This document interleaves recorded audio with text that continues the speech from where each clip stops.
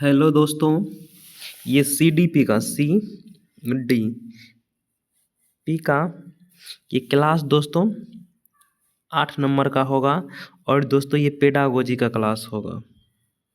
और जो भी दोस्त सीटेट का तैयारी करते हैं, मार्केट जाइएगा, किरण पब्लिकेशन का बुक आप लेके आइएगा, टेस्ट और दीजिएगा दोस्तों।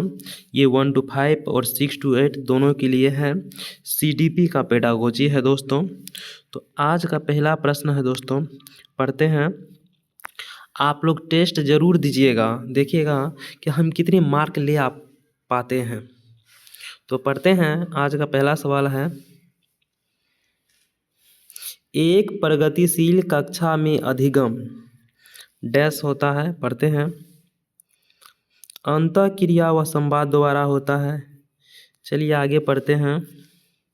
शिक्षकों से अधिगमकर्ताओं द्वारा एक तरफा प्रसारण के रूप में होता है। नहीं, तो एक तरफा नहीं होता है दोस्तों, एक तरफा नहीं होगा।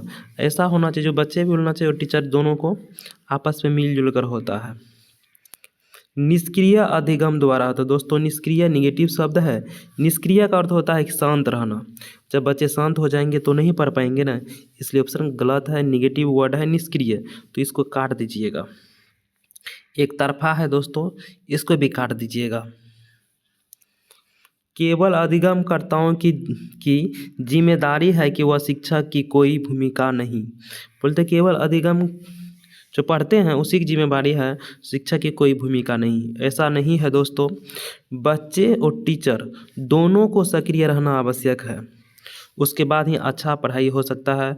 और बच्चे खोजबीन करके, अन्वेषण करके, एक्टिविटी के माध्यम से, क्रियाकलाप के माध्यम से बच्चे पढ़ते हैं, लिखते हैं, सीखते हैं।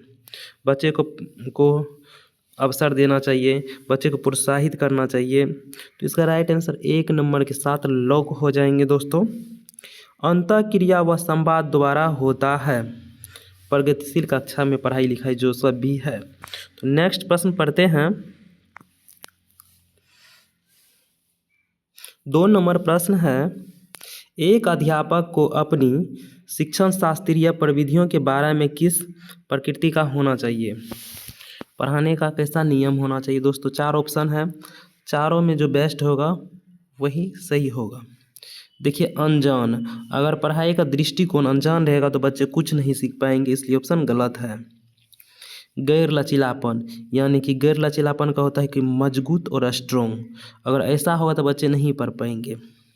रीड और जर, ये भी दोस्तों उसी का एक शब्द है। तो देखिए ऐसा नहीं होना चाहिए दोस्तों, लचीलापन होना चाहिए पढ़ाई में, इसलिए दोस्तों ये ऑप्शन गलत है। रीड का अर्थ होता है मजबूत, स्ट्रॉन्ग, ये भी वही है। गैर लचीला, हमको चाहिए लचीला सुगम्य।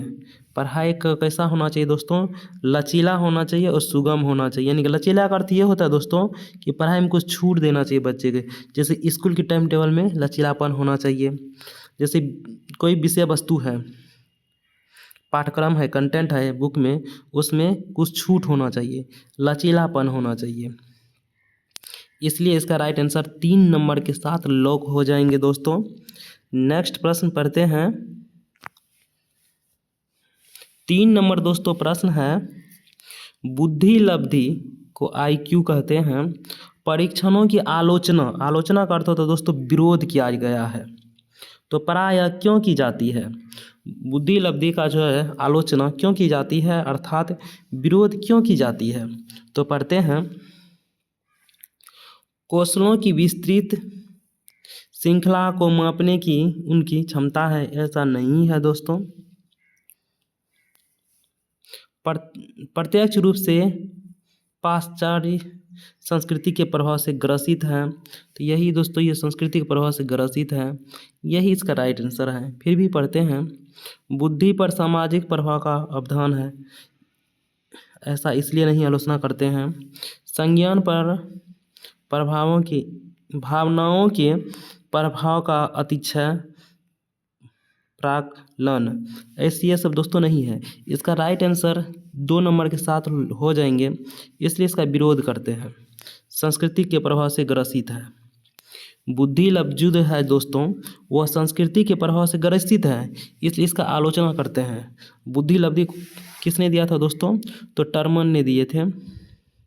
और बुद्धि लब्धि के सूत्र पूछा जा सकता है। पढ़ते हैं नेक्स्ट प्रश्न। 4 नंबर प्रश्न है, एक अध्यापक को सभी के लिए अधिगम सहज सुगम बनाने के लिए अधिगम प्राथमिकताओं में वैयक्तिक भिन्नताओं के प्रति क्या करना चाहिए? क्या करना है वैयक्तिक भिन्नताओं के प्रति? देखते हैं। दमन करना चाहिए? नहीं करना है, उसको दमन नहीं करना है। उनको मिटा देना चाहिए? व्यक्ति भिन्न नहीं मिटाना है। उनको अनदेखा करना है? बिल्कुल नहीं करना है।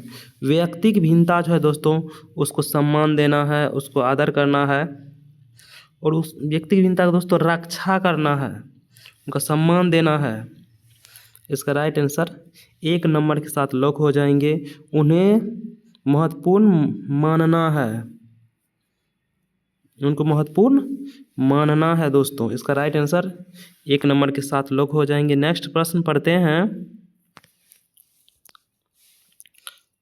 आकलन का मुख्य उद्देश्य क्या होना चाहिए? आकलन जो करते हैं बच्चा का, क्यों हम लोग करते हैं इसलिए जानेंगे। ये 4 ऑप्शन है दोस्तों। इस 4 ऑप्शन में जो दोस्तों सबसे बेस्ट होगा ना, वही राइट आंसर होगा। तो पढ़ते हैं। विद्यार्थियों की अंकों की व्यापकता का पता लगाना। विद्यार्थी के अंक के पता नहीं लगाते हैं हम लोग दोस्तों, नहीं लगाते हैं। विद्यार्थी के कमियों के बारे में पता लगाते हैं, बच्चे में कहाँ समस्या है और उसका निदान करते हैं। अंक देना, मार्क देना, ग्रेड देना योगात्मक आकलन है दोस्तों, इसको सही नहीं माना जाता है। ग्रेड देना फर्स्ट सेकंड थर्ड में बच्चे को विभाजित करना, अलग अलग करना, नामीकृत करना, बच्चे को बांटना, वर्गीकृत करना, ये सब योगात्मक आकलन में किया जाता है। योगात्मक आकलन दोस्तों गलत है, नेगेटिव है, उनको याद रखिएगा। विद्यार्थियों के सीखने की प्रगति के प्रति समझ बनाना। आगे पढ़ते हैं दोस्तों। संभाव सफलता और असफलता विद्यार्थी की पहचान करना। आकलन असफल और सफल के लिए नहीं करते हैं दोस्तों, बच्चे के कमजोरी को जानने के लिए करते हैं, इसलिए भी आंसर नहीं होंगे। विद्यार्थियों को ग्रेड मान लेना। ग्रेड विद्यार्थियों को ग्रेड GRAD ग्रेड मीन्स होता महान। तो बच्चे को हम महान नहीं मान सकते हैं। इसका आकलन इसलिए दोस्तों किया जाता है, इसलिए विद्यार्थियों के सीखने की प्रगति के प्रति समझ बनाना। इसका राइट आंसर 2 नंबर सही हो जाएंगे। नेक्स्ट प्रश्न पढ़ते हैं दोस्तों। 2 प्रश्न कम बनाना, लेकिन प्रश्न को समझ के बनाइए। प्रश्न एक ही बनाइए लेकिन उसको समझ के बनाना है दोस्तों। निम्नलिखित में से कौन सी प्रविधि विद्यार्थियों में समालोचनात्मक चिंतन को प्रोत्साहित कर सकती है? दोस्तों पढ़ते हैं, 4 ऑप्शन हैं, देखते हैं 4 ऑप्शन में जो दोस्तों सबसे बेस्ट होगा वही राइट आंसर हो जाएगा। तो पढ़ते हैं। विद्यार्थियों में परस्पर अंतःक्रिया को निरुत्साहित करना। ये दोस्तों सही बोल रहे हैं? नहीं, निरुत्साहित दोस्तों हमको नहीं करना है। बच्चे को सम्मान देना है, बच्चे को आदर करना है, बच्चे को आपस में बातचीत करने के लिए देना है। विद्यार्थियों से बंद अंत वाले प्रश्न पूछना, यानी कि क्लोज एंडेड क्वेश्चन का अर्थ दोस्तों बंद अंत वाले प्रश्न का अर्थ ये होता है दोस्तों। मान लीजिए किसी का प्रश्न करेंगे, बताइए बिहार की राजधानी कहाँ है, तो उसका उत्तर होगा पटना। तो उसका उसी का जब एक प्रश्न पूछते हैं उसका एक ही उत्तर है, उसी को कहते हैं बंद अंत वाले प्रश्न। खुले अंत वाले प्रश्न उसको कहते हैं दोस्तों जब प्रश्न है एक, जब उसका उत्तर आते हैं अनेक, उसको कहते हैं खुले अंत वाले प्रश्न। ये सीटेट में पूछा जाता है दोस्तों, इसलिए बता दिए हैं। इसका राइट आंसर 2 नंबर के साथ लॉक हो जाएंगे। विद्यार्थी को विमर्श हेतु समय देना। विमर्श का अर्थ होता है दोस्तों बातचीत करने के लिए समय देना है, उसी कहते हैं समालोचनात्मक चिंतन। और जिस ऑप्शन में समालोचनात्मक चिंतन दिख जाएगा आप उसको सही का टिक लगा दीजिएगा, उसके बाद देखा जाएगा।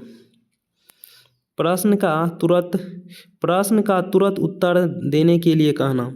आप बच्चे से कोई प्रश्न पूछिए, बोलिएगा उसको तुरंत उत्तर दीजिए, इसमें बच्चे में विकास नहीं हो पाएगा। इसका राइट आंसर 2 नंबर सही हो जाएंगे। बच्चे को बातचीत करने दीजिएगा, बच्चे को आपस में रचना करने के लिए दीजिएगा, बच्चे को खोजबीन करके पढ़ने सीखने का अवसर दीजिएगा, मौका दीजिएगा। नेक्स्ट प्रश्न पढ़ते हैं। 7 नंबर प्रश्न है दोस्तों, अधिगमकर्ताओं की व्यक्ति भिन्नताओं को ध्यान में रखने के लिए एक अध्यापिका को क्या करना चाहिए, उसके बारे में दोस्तों जानते हैं। 4 ऑप्शन है दोस्तों, 4 ऑप्शन में जो बेस्ट होगा वही राइट आंसर हो जाएंगे। अधिगमकर्ताओं के पूर्व अनुभव की अपेक्षा करना चाहिए। अपेक्षा कर दोस्तों इग्नोर करना, यानी कि उसको ख़त्म कर देना। दोस्तों बच्चे जब पूर्व ज्ञान के साथ जोड़ के पढ़ते हैं तो बच्चा सीखते हैं, उसको ध्यान में रहते हैं, बच्चा समझते हैं, तो इसलिए ये ऑप्शन दोस्तों गलत है। अधिगमकर्ताओं की पूर्व अनुभव को शामिल कर उनका संचय करना चाहिए। दोस्तों देखते हैं आगे। अधिगमकर्ताओं के आकलन हेतु एक समान तरीकों का करना चाहिए। सभी अधिगमकर्ताओं के लिए मानकीकृत दोस्तों काट देना है। इसका राइट आंसर हो जाएंगे 2 नंबर। मानकीकृत दोस्तों निगेटिव वर्ड है, इसलिए इनको काट दिए हैं। समान तरीका, इसलिए दोस्तों इसको काट दिए हैं, ये सही नहीं। इसका कंसेप्ट दोस्तों ये सही नहीं है। इसका कंसेप्ट 2 नंबर का कंसेप्ट दोस्तों सही है। अधिगमकर्ताओं की पूर्व अनुभव को शामिल कर उनका संचय करना चाहिए। तो राइट आंसर 2 नंबर के साथ लॉक हो जाएंगे। नेक्स्ट प्रश्न पढ़ते हैं। 8 नंबर प्रश्न है, प्रतिभाशाली विद्यार्थी की आवश्यकताओं को पूरा करने के लिए निम्नलिखित में से कौन से एक प्रभावी रणनीति है। तो उनसे बहुत ही सरल और आसान प्रश्न पूछे, तो ऐसा दोस्तों हम लोग को नहीं पूछना है। दोस्तों बच्चे से बहुत आसान और सरल प्रश्न नहीं पूछेंगे, उन्हें चुनौतीपूर्ण और उच्च क्रम के कार्य सौंपें।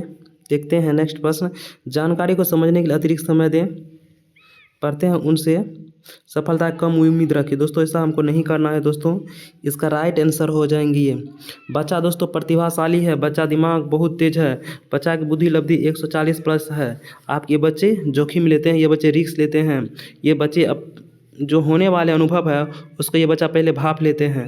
बट ये है ना गिफ्टेड स्टूडेंट है दोस्तों, इसलिए चुनौतीपूर्ण और उच्च क्रम के कार्य इसको सौंपा जाना चाहिए। इसका राइट आंसर 2 नंबर सही हो जाएंगे।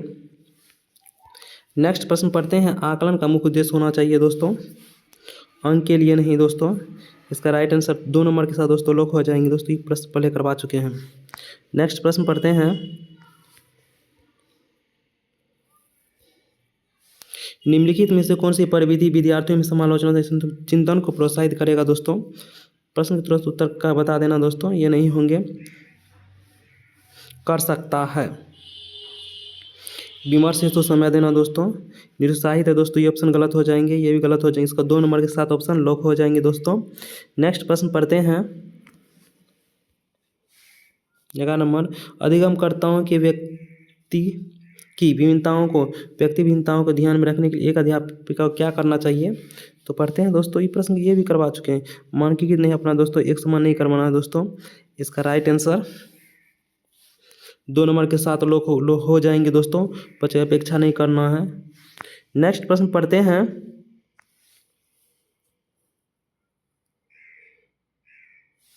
इसका राइट आंसर ये हो जाएंगे दोस्तों। ये सब प्रश्न 13 नंबर दोस्तों प्रश्न है, इनको समझने का कोशिश कीजिएगा। विद्यार्थी सीखने के लिए प्रेरित महसूस करते हैं जब कार्य कैसा होना चाहिए। कार्य मूर्त और अत्यधिक जटिल होना चाहिए, जटिल नहीं होना है कार्य को दोस्तों।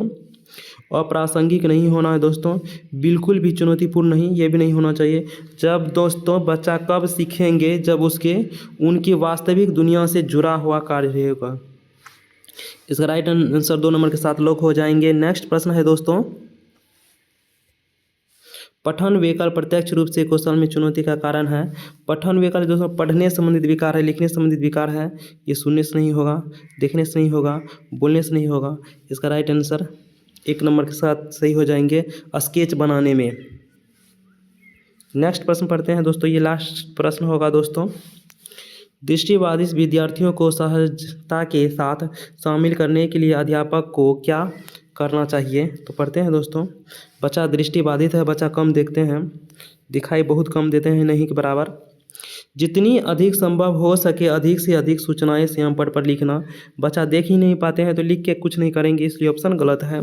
कक्षा में सार्थक उपकरणों का प्रयोग बाधित करना चाहिए। देखते हैं आगे। लिखित सूचनाओं को मौखिक रूप से संप्रेषित करना, ये सही बात है। लिखित जो सूचना उसको मौखिक रूप से संप्रेषित करेंगे, बता सुन लेंगे, तो इसका राइट आंसर 3 नंबर सही हो जाएंगे। इन विद्यार्थियों को केवल कर दीजिए। इसका 3 नंबर दोस्तों राइट आंसर है। दोस्तों वीडियो हो गया ख़त्म। अगर वीडियो अच्छा लगा है दोस्तों, हमको सब्सक्राइब करके सपोर्ट कर दीजिए।